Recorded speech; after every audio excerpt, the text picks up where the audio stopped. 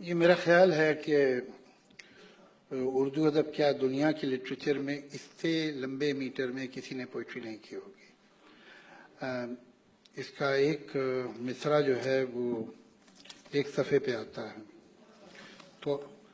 پورا شعر سنانے کا تو وقت رہا نہیں، ایک مصرع سنا دیتا ہوں.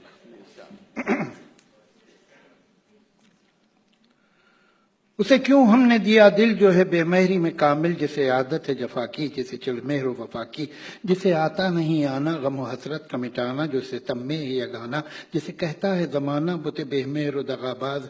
جفا پیشہ فتن ساز ستم خانہ برانداز، غضب جس کا ہر ایک ناز،